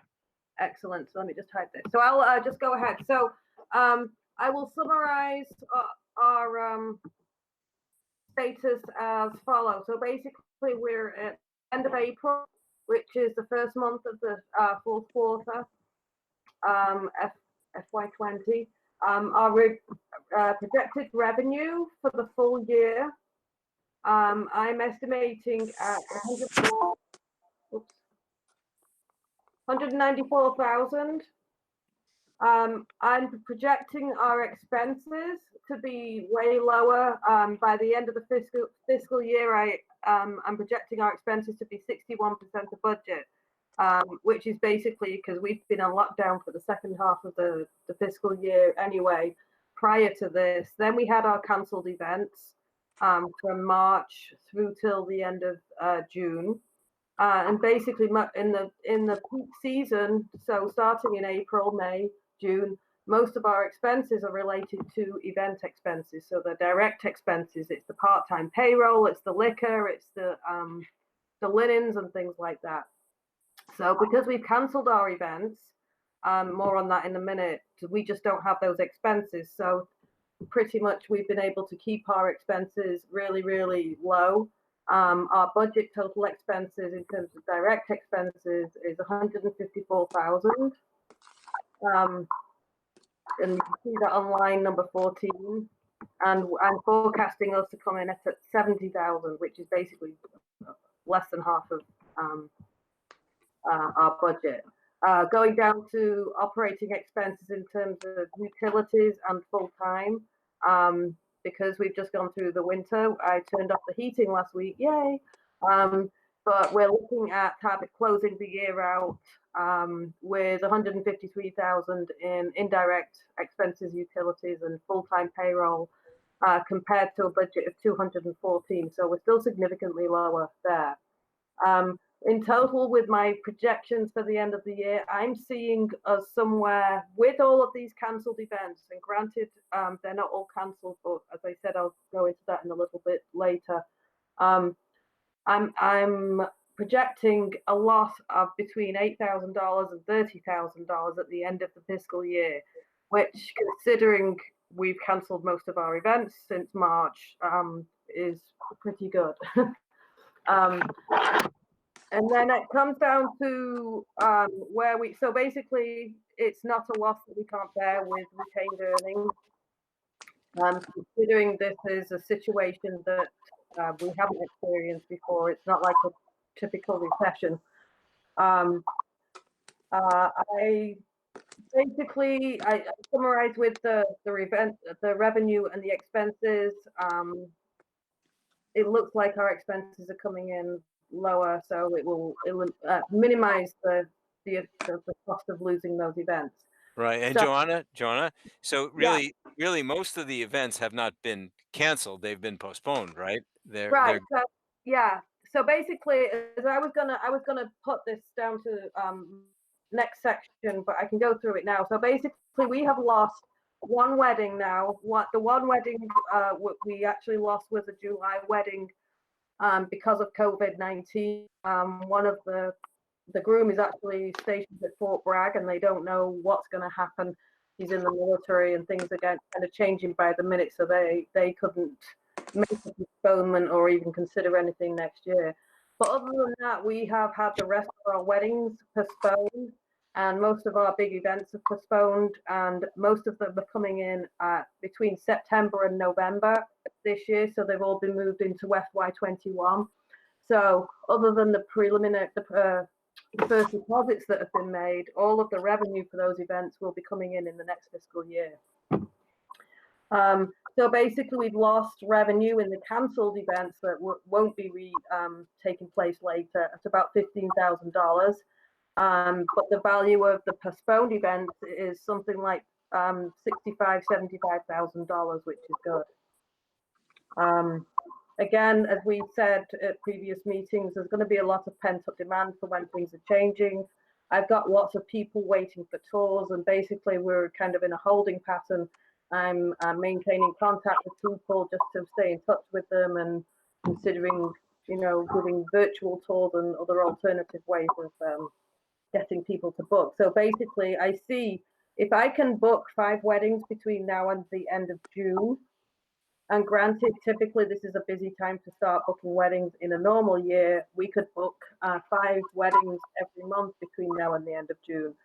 But because we can't give tours, it's made our jobs a little bit harder. So I'm anticipating if I can book 5 more weddings between now and the end of June to take place in the next fiscal years, those deposits will eliminate that shortfall. Perfect. Perfect. Yeah. And that's quite doable. So we just have to go on all the work that you did on the virtual tour of the estate, as well as, what you're filming within. Yeah. Yeah. Yeah. We're going to do it. So Go ahead. So Joanna, so a couple of important assumptions, right, for fiscal 20 Yes. is that there's no transfer to capital Right. and there's no transfer to the general fund for indirect expenses. Right. Okay, so I just want to make that point clear because Right. it still shows up in at least in the financial report from Q3 that's Right. on the town website. It still shows those expenses in the Muni's report that was in that Q3 report. So just to be transparent. Yeah. So these are the 2 lines that Jerry mentioned. Line number 25 is the general fund indirect. I think it was something like $84,000 this year to go Correct. Yep. back. And then I didn't include the transfer to capital here, but we cancelled the transfer to capital. Yeah, that's okay. I was just making the point for the broader board to make sure that we all understand the assumptions related to FY20. Right. Have you any questions? Okay.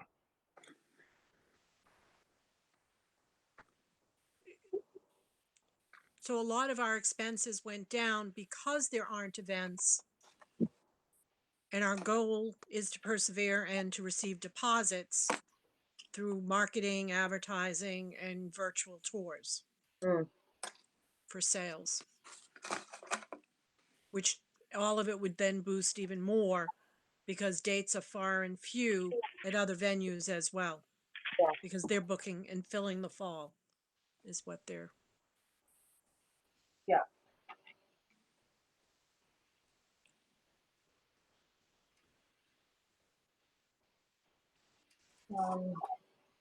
And the part-time employee, where is that, Joanna? Oh, I just got some good news today. Humara is starting on Monday. Wonderful. Yeah, so I've got some work lined up for her and some remote orientation. Okay. Well, whatever we can do as a board to get her familiar as well, walking through the virtual, more than happy. Awesome, thank you. And your landscaping is all set, so that's remaining. Yeah, we started them this week. The estate looks lovely. We have all of the bulbs coming up, the daffodils and the tulips. We're getting probably 100 to 200 cars a day up at the estate at the moment because people are taking hikes in the woods there. So there's a lot of people walking around the gardens when they're by themselves and taking their kids up there. So do we need signage? No, they so basically there are signs all over the place. I don't think anybody I basically created a little list of pointers for people to go on the trails, and although I put it on our Facebook page and on a couple of other places, I think people are aware now of what they need to do. Okay. I don't think anybody's still in the dark about it. Okay. Oh, hey, Joanna. Yeah. Yeah, there's still one mistake here that is easily fixed. Yeah. On cell R, where is it? I think it's R24. Yeah. Yeah.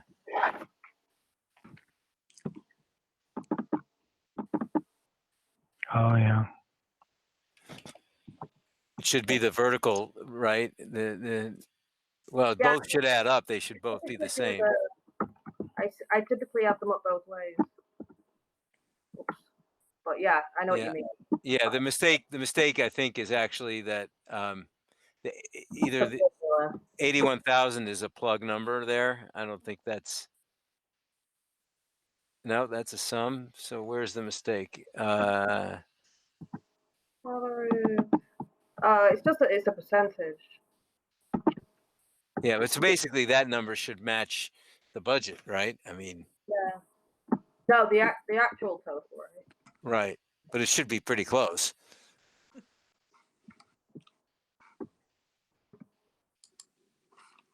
I've always been under budget. Yeah. But yes, this is where I see it standing a year out from now. Okay. But yes, that probably will increase. Okay. So the bookings itself, could you guesstimate how many are in the awaiting? Yeah, I've probably got like 30 people that I'm in regular contact with them, trying to make sure they don't have questions and they're waiting for me to give them a tour. So,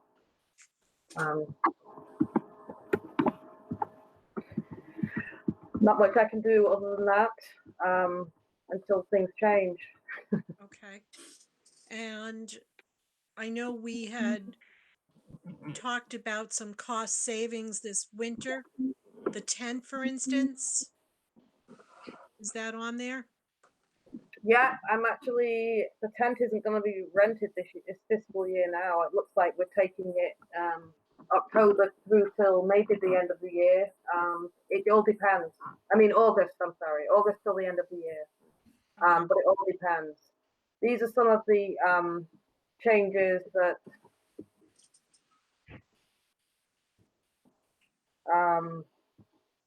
these are kind of my notes related to the budget, the expense budget. And there's a difference between my numbers and the town's official numbers in Munis, because there are some things I still need to clean up, including $15,000 that we've still got encumbered in liquor sales that has to be released so that it's available. So basically that $15,000 goes into our available budget. So there's a few things, housekeeping items like that I'm working on. So the savings of the tent released us how much money? The tent is 7,000. 700 a week. So it's like almost 2,500 a month. So yeah, so May, June, 5,000 for this fiscal year, right there. That's a good savings. Okay. Yeah. Anything else from the subcommittee on the profit and loss? So just a question. Yeah. What is preventing us from doing tours for potential bookings? What's preventing us from doing those at the Stevens Estate? Jerry, we're a town building, so all the town buildings are closed until the town manager announces that they're not closed. And the town manager takes everything from the governor, so basically it comes from the State House. Well, So- I understand that, but realtors are still showing properties, again, with For small some reason, groups, realtors social distancing. but they're considered essential services. And I would love to argue with the town manager that we should be doing that. And I will. Andrew, what's your thoughts on that? Having think he people left- tours. I think Oh, okay. Andrew left the meeting. Okay. Andrew, you there?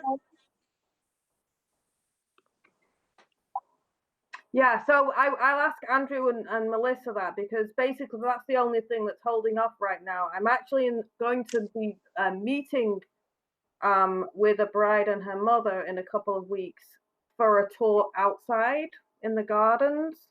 But I was going to, with my new phone, give them a virtual tour while they're stood outside, and I'll be showing them inside the house, and they can still ask questions and that.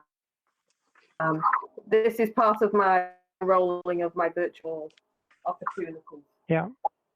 Okay. I mean, I would encourage you just, I get the understanding that we don't want the town buildings, being in operating condition, I'll say. But I think the estate for potential bookings is a little bit different.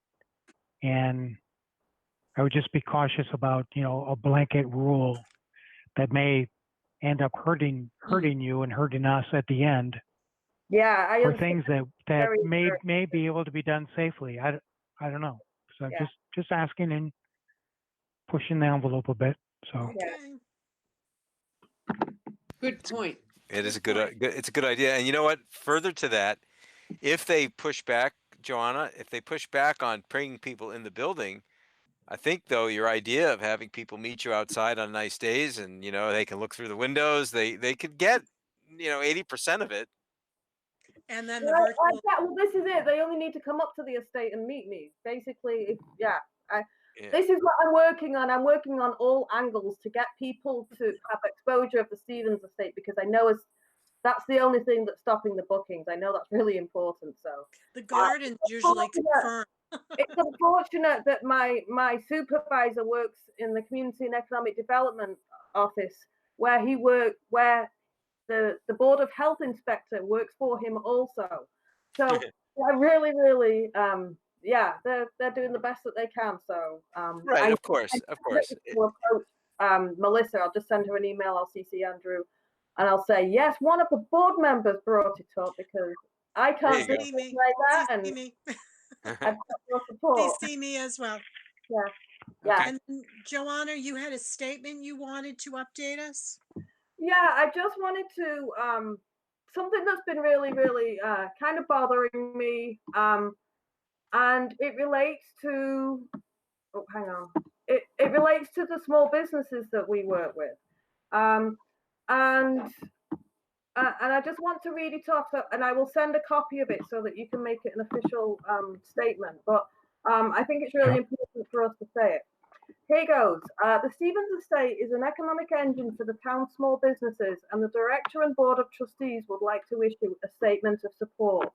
A single wedding in the Greater Boston metropolitan area brings an average revenues of around $28,000 per event for a variety of services provided by local businesses after the venue is booked. In a solid year, the Stevens Estate can generate upwards of $1.3 million for local businesses. We built strong relationships with hundreds of small businesses, including caterers, hotels, florists, photographers, officiants, and other service providers, many here in North Andover, without whom we could not have the successful business that we do at the Stevens Estate. The difference between success and failure of these small businesses is tied to the ability of people to gather and socialize safely, as it is with our own. These business owners are facing impossible choices in cutting their budgets and payrolls, and we are creatively seeking ways to minimize the damage of the current situation, both for our events business and for all our small business partners. We could not work as passionately and as well as we do with the employees, with the frontline staff that work in all of these businesses, as well as the business owners. So we're trying to be focused on how we all weather the storm together, and how can we all come out of it stronger. Any comments, questions? I would be happy to take them. Well said. Thank you. Thank you. thanks, Yeah, Joanna. I think the town of North Andover needs to be reminded that you are a business and how much business you generate for other businesses. And that we are not shut down. We are open for suggestions, bookings, and a lot of these postponements, and working with your clients. Thank you so much. Are you what's the plan for that statement, John? Are you gonna post it somewhere, write letter to the editor? What's Send it to us so it becomes part of our packet. So yeah, I'm going to send it to you guys first. I'm also going to send a copy of it to Melissa and Andrew, and I've got a couple of people that have reached out to me from different There's somebody from the Eagle Tribune. I might speak to you about that, Robin. But a couple of people have been reaching out to find out what we're doing, and I think that is a great way to keep supporting other local businesses, especially in North Andover. Every time that we talk about that, we talk about supporting everybody that we typically work with in the industry. So Yeah, it's a good point. And I wonder if we might want to, I don't know if we might want to put that on the website, if we were allowed yeah, to put it on the website. So I've already, and I think you've seen the postcard of hope. So I've got a series of 9 postcards that Ellen introduced at the beginning of this meeting, and I've put them all in one album on the Facebook page. But I'm going to be releasing them one at a time, and one of them is actually focused on people who we work with in the industry. But this letter would actually be a really good accompaniment. So yes, I think I'll get Robin involved. You can help me kind of isolate some ways that we can post that letter of appreciation and get some more use out of it. Yeah, The Sounds postcard, good. yeah, the postcards of hope. You also thanked our emergency responders and our healthcare workers. So that was a very positive posting. Also, with that posting, I'm getting private inboxes, and on Facebook, there are comments. People would like to purchase those postcards as as as Fundraiser. pictures. And at the same time, the Historical Society has started their online Oh store for a yeah. lot of their pictures over the historical aspects of the Historical Society. So that brings up the other point as an update and marketing at the same time. Our donation that Melissa brought up on 311, that we are able to have donations, that we've always been able to. I would love the donation button as soon as possible, and the process of how it could work through our downtown accounting, because it is vital for people to do this kind of support. And if we did do an online store, we could reproduce your creations if people are actually interested in Flowers of Hope, for example. Yeah. So we do need to follow up on the donations. If you could do that, Joanna. Yes, we'll do. Yeah, we'll work on donation opportunities too. Okay. Okay, cool. Marketing, did you have anything else, Robin? Not tonight. I'll spare you all. So I had a question, just again, a follow-up from a prior meeting around the website Yeah. and the transition of the website from the town to kind of your own, the one you built. Yeah, I have to admit, I held my hands up. I haven't done any of that, but basically my next step is to send an email to Chris Law, CC Andrew, and find out what steps that I take and what process we need to go through to be able to use this other website again. So that's on. I apologize.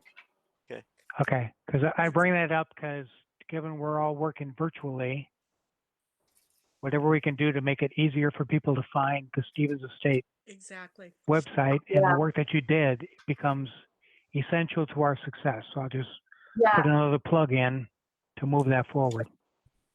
Good job, Jerry. Thank Thank you. you, Jerry. Yep. I needed it. Yeah. I know. Any other updates? Can I ask a question? I don't know if it was discussed before I joined. Did Andrew mention anything about an update on the bid?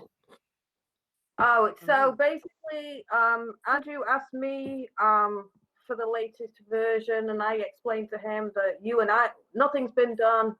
You sent the copy to Melissa, Jean, and Andrew just wanted to get Laurie Burzlaff involved. So he just CC'd me on the email. I sent him the document that you and I had worked on, but I said, you need to check with Melissa in case there's anything else been done. But I believe Melissa was putting it on the back burner, but apparently Andrew isn't, or I don't know. So, but From the email exchange that I got from her, first of all, we submitted suggestions for them to include on the bid.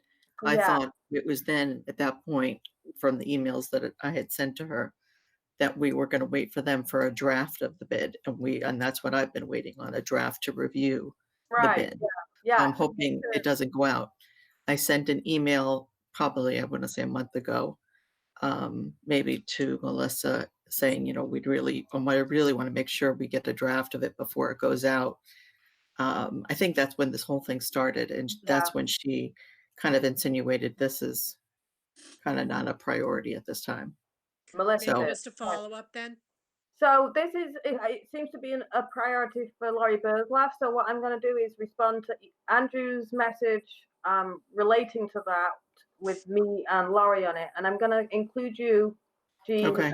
to say, I just want to reiterate that Jean is requesting that the board members review any further proofs of the document before it goes out.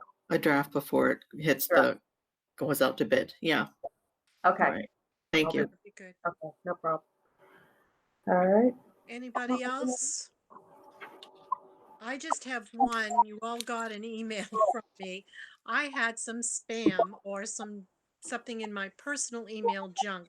I still don't all of that doesn't make sense to me. But I'm looking from IT and the town clerk some type of clarification, as I said in the email, as to what and who owes what.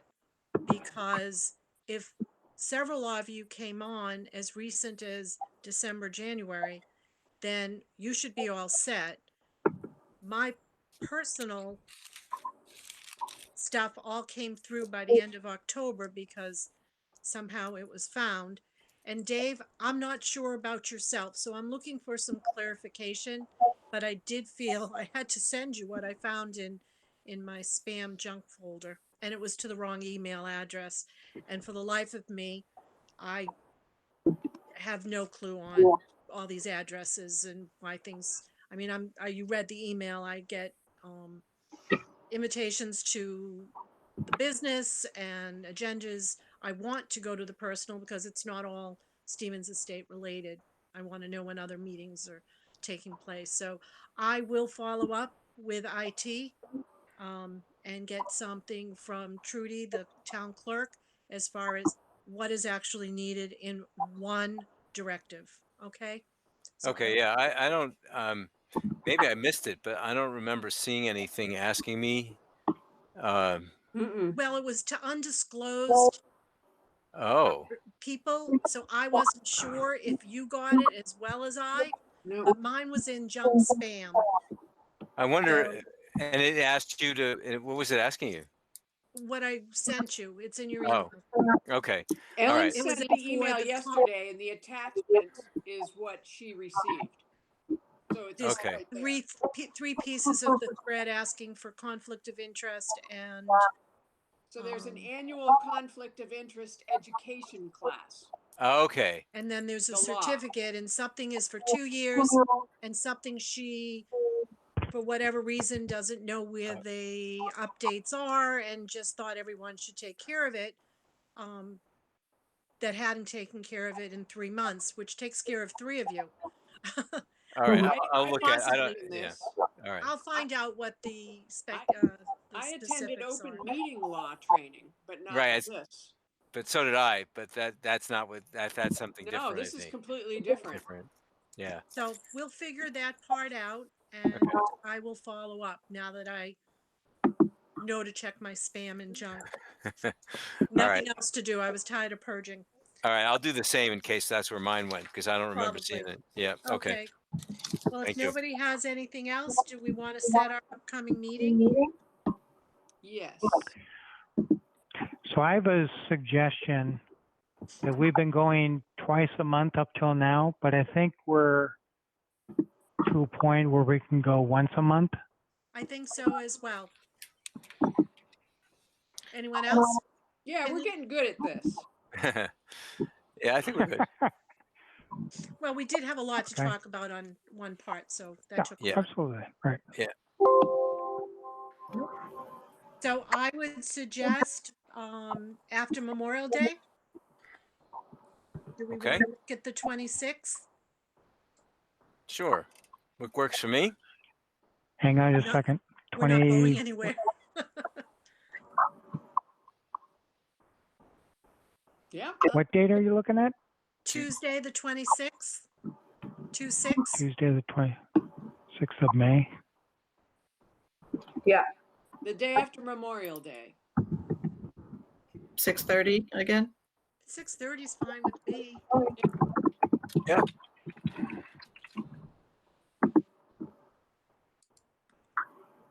Yep, 26 works for me. May 26th. Okay. Yep, that's good. Awesome. Do we need to make a motion, please? Or are we just sitting? Do we need a May motion to set a 20th. meeting date? I don't think so. May 20 Yeah, I don't think May so. 26th, 6:30. sounds good. Sounds good, everybody. Okay. It's dinner time. It's dinner time. I don't know what day it is. Okay, Let's have a vote to we do need a adjourn. motion to adjourn though, Dave. I so move we adjourn so Dave can eat dinner. Ah, yeah, Dave. And a I'll second. second that. And Okay. all in discussion note. All in favor? Aye. Aye. Roger, aye. All right, bye, everybody. And Jean, I hope you feel better. Oh, yeah, my Jean. brains are No, terrible. Jean. Gene, feel better. Everybody. Thank Yep. you. Thanks. Bye. Thanks. See ya. Bye, everybody. Bye.